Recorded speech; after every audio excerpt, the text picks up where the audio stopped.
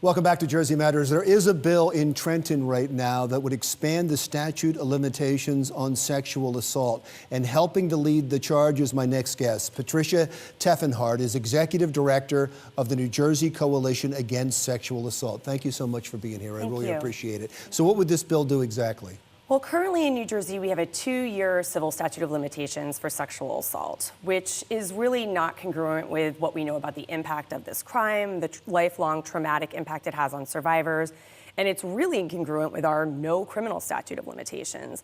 So the bill, as it's advancing through the State House currently, would allow adult survivors of sexual assault to have 7 years after the victimization to come forward with civil litigation, and would allow adult survivors of child sexual abuse up to age 55, understanding, again, all of the years of research that we've now been able to assess the impact of the trauma and make it a better environment for survivors to come forward. We've all learned about the statute of limitations in state after state because of some high-profile cases, because of cases in New York as well.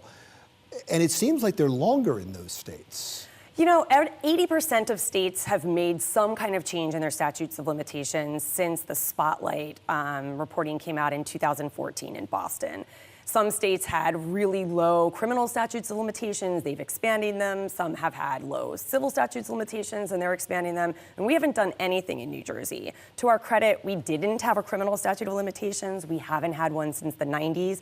So from a criminal perspective, we've been a little ahead of the curve, but we are way behind the curve now with civil statute. And yesterday we moved the bill through the full Senate with a 32-1 vote, and it's looking like we might actually be on path to make some good progress here in New Jersey. You know, it's great that you brought up Spotlight, because I think everybody might have seen the movie, but Spotlight is the investigative arm of the Boston Globe that was the first to uncover the pre-sex abuse scandal in Boston. And the reason it's great you brought that up, one reason is because I think when people think of sexual assault, they immediately think of women, and it's not always women. Yes. And another thing is that it's sometimes children who want to hide what happened until they get older, and that's another reason it has to be expanded. That's an important part of it that I think a lot of people don't go to immediately. I think you're right, and I think that what we were able to hear over the course of 2 weeks in the State House, both between the Senate and Assembly Judiciary Committees, were hours and hours of gut-wrenching, heartbreaking testimony by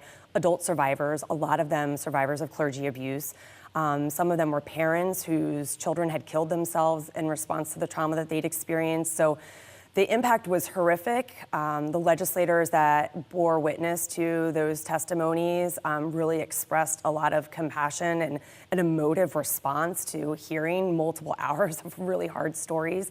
And I think that when we do legislation, sometimes it's really easy to just think of it as words on paper.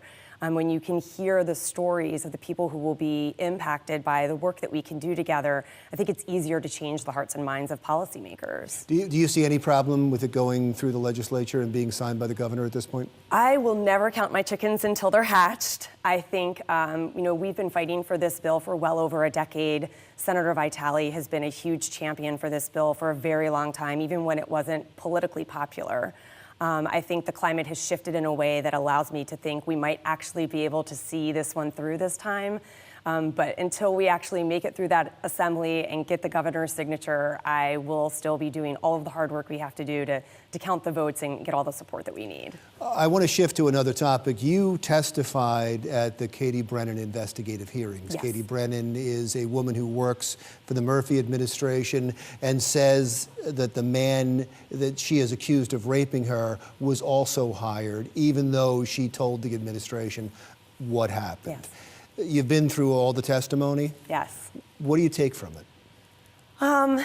Katie said something really poignant in her original testimony before the legislature. And she said she, as someone who had access to the highest people of power, still felt as if she had no recourse but to go to the news to tell her story to be heard. And I think that for us is really resonating, that it's true if someone with access to so many influential people still can't feel as if there's a pathway to justice or equity, what does that mean for all the other survivors that will never be able to, send an email directly to the governor or the first lady, or to have access to people that sit in very close circles to the governor? These are systemic issues that leave survivors feeling as if there is no opportunity to hold their perpetrators Are accountable. you there in hopes of finding a way to make sure that something like this doesn't happen again? Absolutely.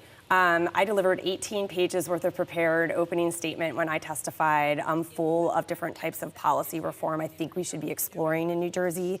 We have colleagues in other states who have done really creative, innovative things around addressing workplace culture within state government, or how do we hold people accountable when they're working on campaigns. We don't have to start from scratch. I do think that there are really good pathways forward, and I think, Katie called for that in her testimony too. She just wanted there to be change. She wanted other survivors to have opportunities to have different outcomes than what she's experienced. We recently got to see some of the evidence and some of the testimony in the criminal complaint. Yes. From Katie Brennan and from Al Alvarez. In looking at that now, should we or do you better understand what the Monmouth County prosecutor decided and what the Middlesex County prosecutor decided? I think what is highlighted in this particular case and the evidence that we've seen, which I have lots of questions about how it was that the defendant got access to this data and the accuser did not, or the fact that it was brought to the press on a Sunday when Oh, there's no question. Yeah, I have lots of questions about no, the I get details of that. it. I understand that. There was a lot that was shady about it. I'll use that word, even though I think you won't. There was a lot that was shady about it. But given the evidence that we've seen now, was that the proper outcome? No, and I think that's what I testified to in my testimony before the committee, that this is a crime that generally happens behind closed doors between two people with no witnesses. And so it is incumbent that we identify alternative ways to assess our ways to give survivors pathways to justice. I mean, it's often that there are no witnesses to the crime. The FBI recognizes this as the second most violent crime. The first most violent crime, according to the FBI, is murder. So perhaps we need to take a look at how is it that we are assessing whether or not survivors should get before a grand jury, or what it means for many survivors to have restorative justice, which are principles that are much more complicated than we could discuss in this conversation. But I think people worry about with what you're saying that it takes away due process. I mean, I think that the problem is that that's implying that the criminal justice system actually works for survivors anyway. The Department of Justice estimates that for every 1,000 sexual assaults, a little over 230 will actually be reported to law enforcement. Around 24 of them will make it to a prosecutor's desk, and less than 6 will actually land in conviction. I get it. It's frustrating. I understand it's frustrating, but you still need evidence, right? Of course. And from my perspective, having worked on behalf of the 1.8 million survivors that call New Jersey home, Katie Brennan had sufficient evidence. And I don't believe that the reporting that was done on that Sunday night in the dark for a release on a Monday morning revealed all of the evidence, and it was reported as such. It was revealed in that article that we didn't have time to review all of the evidence, but we reviewed some of it, and so this is what we're going to report on. Until we see all of the evidence, I don't think that we as the general society should be judge and jury. Wonderful. I'd love you to come back, especially when the hearings are over, because this whole case, I think, fascinates me and a whole lot of people. I appreciate it. Patricia Teffenhart, Executive Director of the New Jersey Coalition Against Sexual Assault. Jersey Matters continues right after this.